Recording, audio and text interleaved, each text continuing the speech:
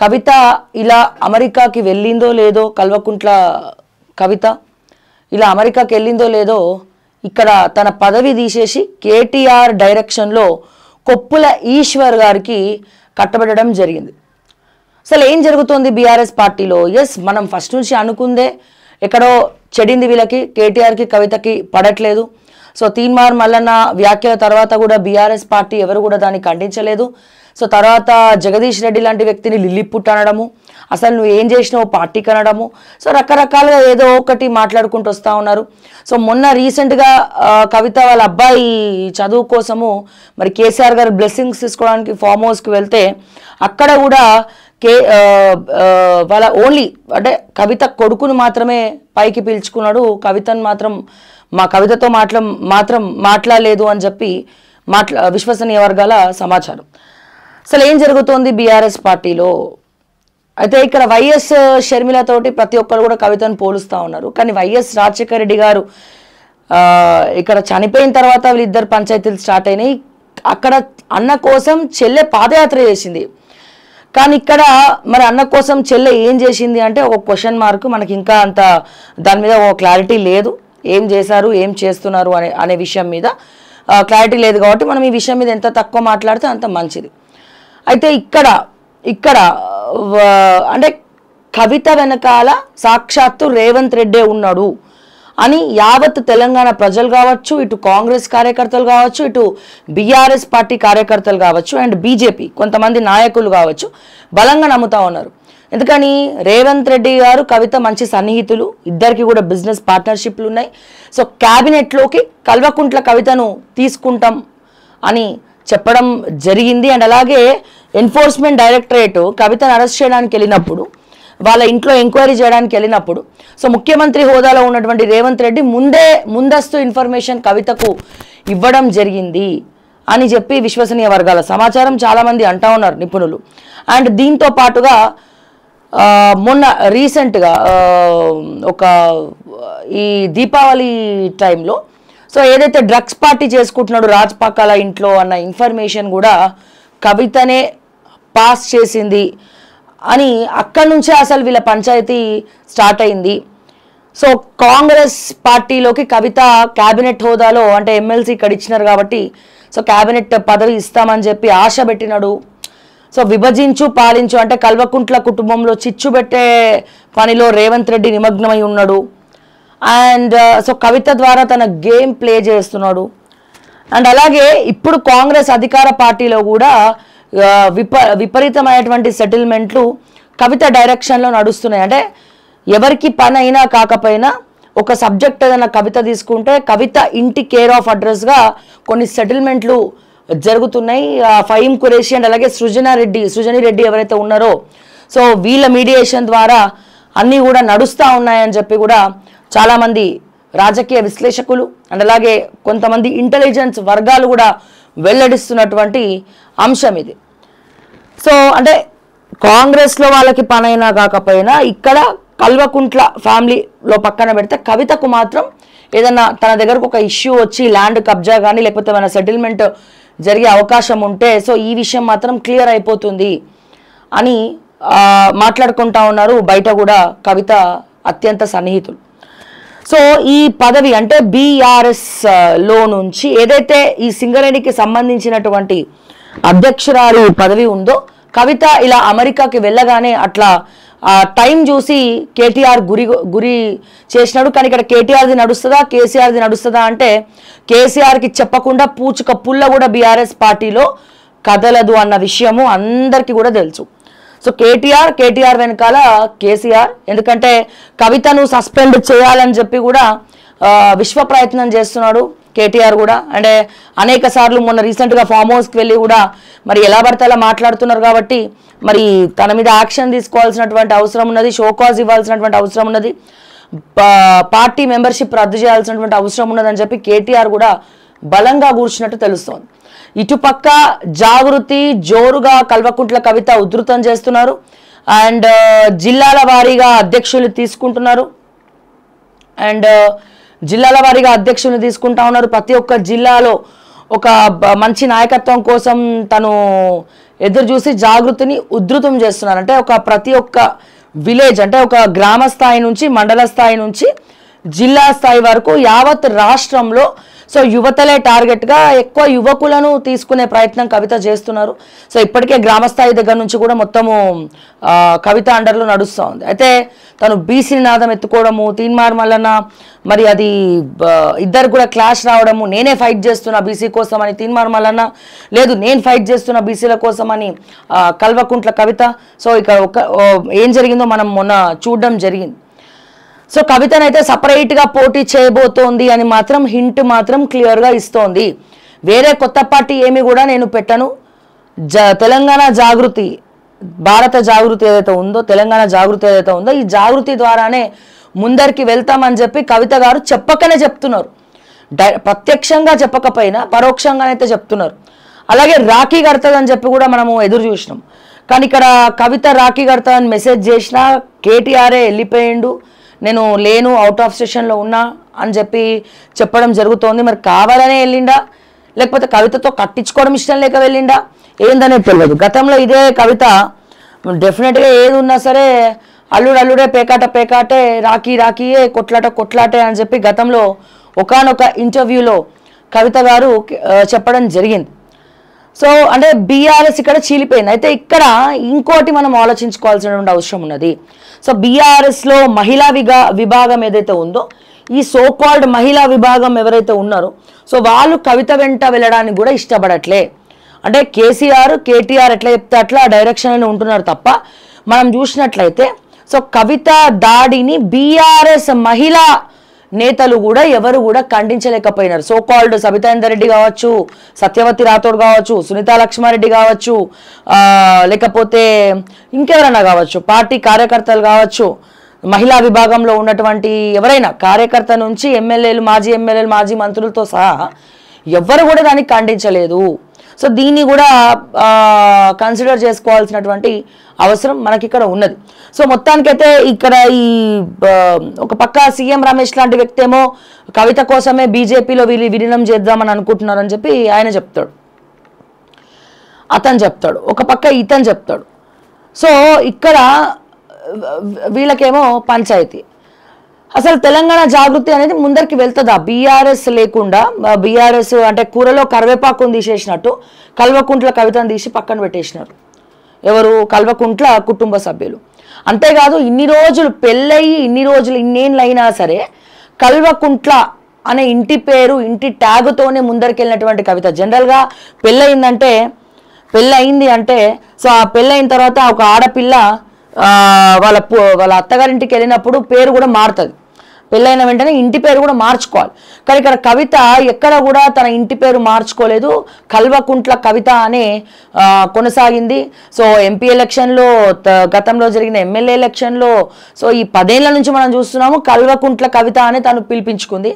And తన social medias కావచ్చు అన్నీ కూడా కల్వకుంట్ల కవిత అనే ఉంది. కానీ ఇప్పుడు కొత్తగా ఫస్ట్ టైం కల్వకుంట్ల కవిత పోయి వాళ్ళ అత్తగారింటి పేరు పెట్టడానికి కూడా సన్నాహాలు చేసుకుంటున్నట్టు కూడా తెలుస్తూ ఉంది. జనరల్గా పెళ్ళైన తర్వాత ఎవరైనా అత్తగారింటి పేరు పెట్టుకుంటారు, మళ్ళీ ఏమన్నా భర్తతో విభేదాలు వచ్చి డైవర్స్ అయిన తర్వాత అప్పుడు మళ్ళీ తల్లిగారింటి పేరు జతపరుచుకుంటారు.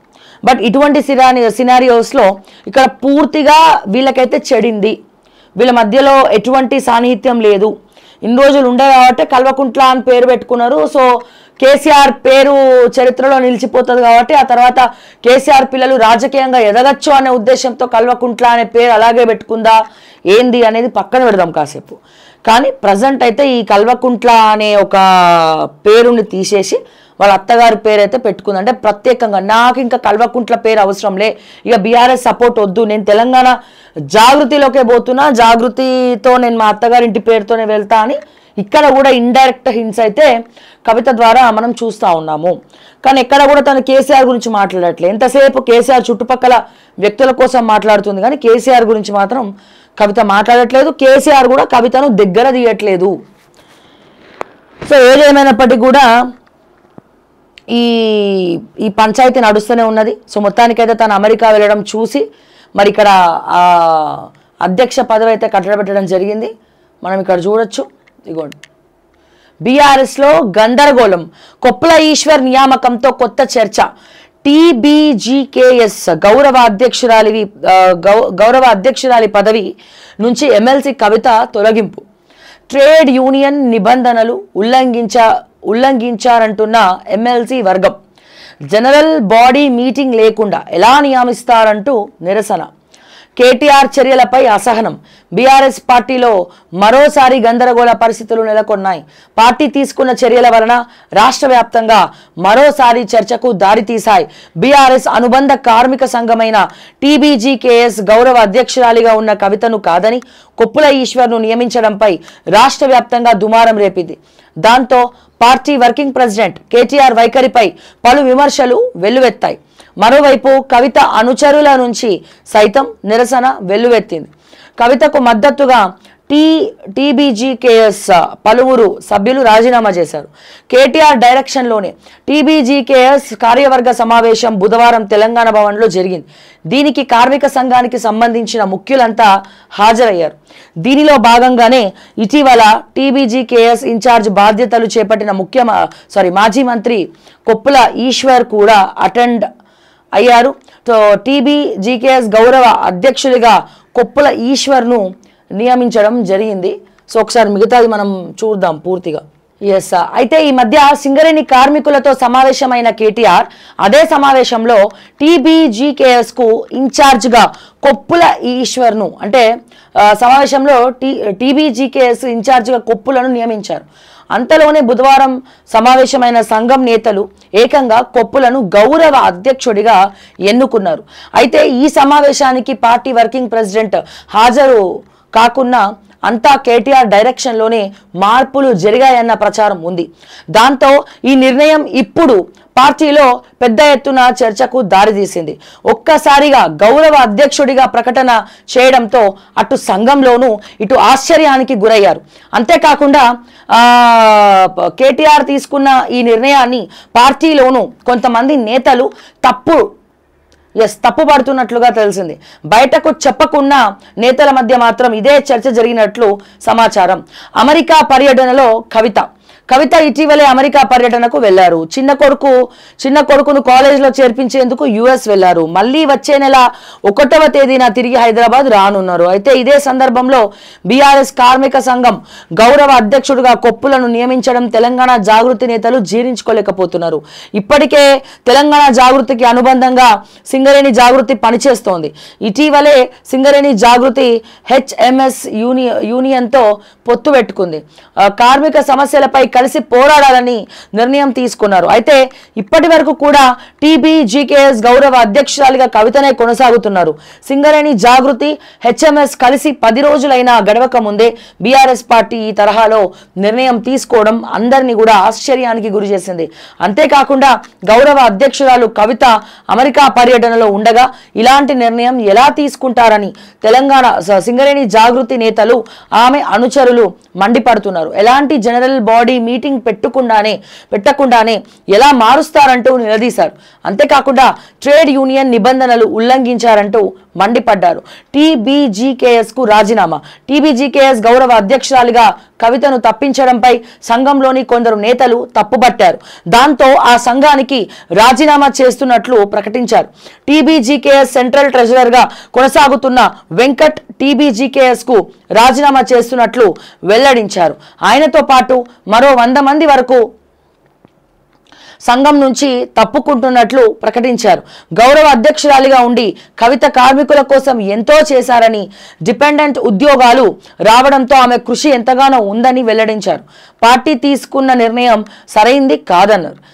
సో ఇక్కడ చూస్తే టీబీజీకేఎస్ గౌరవ అధ్యక్షుడిగా కొప్పుల ఈశ్వర్ తెలంగాణ భవన్లో బుధవారం తెలంగాణ బొగ్గు గని కార్మిక సంఘం కేంద్ర కార్యవర్గ సమావేశం నిర్వహించారు. దీంతో మాజీ మంత్రి కొప్పుల ఈశ్వర్ను టీబీజీకేఎస్ కేంద్ర కార్యవర్గ గౌరవ అధ్యక్షుడిగా ఏకగ్రీవంగా ఎన్నుకున్నారు. ఈ సమావేశానికి మాజీ ఎమ్మెల్యేలు బర్కా సుమన్, కోరుకంటి చందర్, దివాకర్ తదితరులు హాజరయ్యారు. సరే, మనం ఇక్కడ కవిత ఎంతో చేశారు అని చెప్తా ఉన్నారు కదా, ఇదే సింగరేణి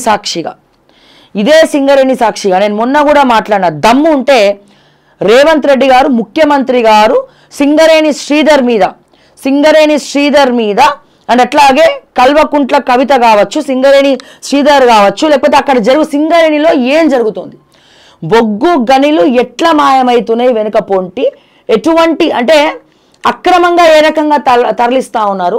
సింగరేణిలో కొంతమంది ఉద్యోగులు, అంటే అందరిని అంటలేనండి, ఎవరు మా సింగరేణి కార్మికులను అంటలేం, సింగరేణిలో పై ఆఫీసర్లు ఎవరైతే ఉన్నారో, ఐఏఎస్ క్యాడర్లు ఎవరైతే ఉన్నారో, సో వాళ్ళందరినీ కూడా ఎంక్వైరీ చేయాల్సినటువంటి అవసరం ఉన్నది. అందరూ కాళేశ్వరం గురించి మాట్లాడుతున్నారు, ఇంకేదేదో మాట్లాడుతున్నారు, కానీ సింగరేణి స్కామ్ గురించి ఎందుకు మాట్లాడట్లేదు? ఈ రోజున సింగరేణి అప్పుల్లో కూరుకుపోవడానికి కారణం ఏంటి? సో దేశంలోనే తెలంగాణలో మన సింగరేణి మన యొక్క సంపద, ఇటువంటి గొప్ప సంపద ఉన్నటువంటి సింగరేణి అప్పుల పాలు, అప్పుల కుప్పలుగా ఎట్లా మారింది, ఎందుకు మారింది? సో అసలు సింగరేణిలో ఉన్నటువంటి సొమ్మును ఎవడు కొల్లగొట్టినాడు? ఈ సింగరేణి బొగ్గు ద్వారా కోట్లు సంపాదించుకున్నటువంటి నేతలను అండ్ అట్లాగే ముఖ్యంగా సింగరేణి శ్రీధర్ను ఆరాధించాల్సినటువంటి అవసరం తెలంగాణ ప్రభుత్వానికి ఉన్నది, ఇటు కేంద్ర ప్రభుత్వానికి కూడా ఉన్నది. సో దమ్ముంటే రేవంత్ రెడ్డి దాని మీద ఫోకస్ పెట్టి ఎంక్వైరీ చేయాలి. మీరు యాంటీ కరప్షన్ బ్యూరోలను దింపుతారో లేకపోతే సిఐడీలను దింపుతారో మాకు అనవసరం. లేదా ఇటు కేంద్ర ప్రభుత్వం సిబిఐ, ఈడీ లాంటివి, మరి ఎవరైతే మా కేంద్ర మంత్రి కిషన్ రెడ్డి గారు ఉన్నారో మరి ఆయన కూడా మరి అక్కడ ఏం జరుగుతోంది, అక్రమంగా ఏం జరుగుతోంది, కోట్ల రూపాయలు ఎట్లా దోచుక తింటా ఉన్నారు, ఏ రకంగా వేల కోట్లు సంపాదించుకున్నారు ఈ గత 10 సంవత్సరాల్లో, అండ్ ముఖ్యంగా సింగరేణి శ్రీధర్ యొక్క ఆస్తులు ఎంత, ఎన్ని కోట్లు కూడబెట్టుకున్నాడు, ఇవన్నీ కూడా ఎంక్వైరీ చేసి బయటకు తీయాల్సినటువంటి అవసరం ఉన్నది. మరి అది కిషన్ రెడ్డి గారి ఆధ్వర్యంలో జరుగుతుందా, లేకపోతే ఇటు తెలంగాణ ముఖ్యమంత్రి రేవంత్ రెడ్డి గారి ఆధ్వర్యంలో జరుగుతుందా అనేది కూడా ఆలోచించాల్సినటువంటి అవసరం మీకైతే ఉన్నది. మరి ఇప్పుడు దీని గురించి మరి ఎంతసేపు కార్మికుల రెక్కల కష్టం చేసుకొని ఇక్కడ దాకా వస్తే, సో దానికి సంబంధించినవన్నీ కూడా ఎగ్గొట్టేసి మీరు వెనుక పొంటి ఏ రకంగా చేసుకున్నారు అనేది అందరికి కూడా తెలిసినటువంటి విషయమే. కానీ దీని గురించి ఎవరు మాట్లాడు. ఈ రోజున సింగరేణిని నమ్ముకొని, సింగరేణిని అమ్ముకొని వెనుక పొంటి కోట్లు సంపాదించుకున్నటువంటి నేతలు ఉన్నారు, కోట్లు కొల్లగొట్టినటువంటి ఆఫీసర్లు కూడా ఉన్నారు, మరి దీని గురించి రేవంత్ రెడ్డి ఎందుకు మాట్లాడు? కాంగ్రెస్ పార్టీ ఎందుకు మాట్లాడదు? ఎందుకు మరి దుద్దిల్ల శ్రీధర్ బాబు లాంటి వాళ్ళు కానీ లేకపోతే పొన్నం ప్రభాకర్ అన్న లాంటి వాళ్ళు కానీ ఎందుకు దీని మీద చర్యలు తీసుకోరు? జిల్లా మంత్రులుగా అక్కడ ఉన్నటువంటి ఎమ్మెల్యేలు వాళ్ళే కదా, పక్కనే ఉందిగా మంత్రిని, ఇటు పక్కన కరీంనగర్. సో మరి మీరెందుకు ఆలోచించరు? మరి మీరెందుకు మాట్లాడరు దాని గురించి? సింగరేణి గురించి ఎందుకు యాక్షన్ తీసుకోమని చెప్పరు? సో నేను అడుగుతున్నా రేవంత్ రెడ్డి గారిని, నిజంగా దమ్ము ఉంటే దాని మీద ఎంక్వైరీ చేయండి. సింగరేణి శ్రీధరరావు మీద ఎంక్వైరీ చేయండి, ఎంతగానో సొమ్ములు చేసుకుండో, ఆయన ఆస్తులు ఎంతో చిట్టాలు తీయండి. అండ్ ఇంకా ఇదేంటంటే ఇంత జరుగుతుంటే కేసీఆర్ మాత్రం సైలెంట్గా మౌనం పాటిస్తూ ఉన్నాడు. అంటే ఇక్కడ మొత్తం కేటీఆర్దే నడుస్తూ ఉందా, లేకపోతే కేసీఆర్ని సైలెంట్ చేసిండా, లేకపోతే నిజంగానే కేసీఆర్ సమయం సందర్భం చూసుకొని మాట్లాడదామని ఆగిండా? సో ఏందనేది తెలియదు, కానీ ఈ విషయంలో కేసీఆర్ అయితే సైలెంట్గా ఉన్నాడు, మౌనం పాటిస్తూ ఉన్నాడు. పార్టీ మాత్రం విచ్చలవిడిగా డ్యామేజ్ అవుతోంది. ప్రజాక్షేత్రంలో ఎక్కడ కూడా పార్టీ నాయకత్వం కనబడట్లే. కార్యకర్తలు కేసులు పెట్టించుకుంటున్నారు, కార్యకర్తలు కొట్లాడుతున్నారు, కానీ బీఆర్ఎస్ పార్టీ నాయకత్వం మాత్రం గమ్మున ఊరుకోడు.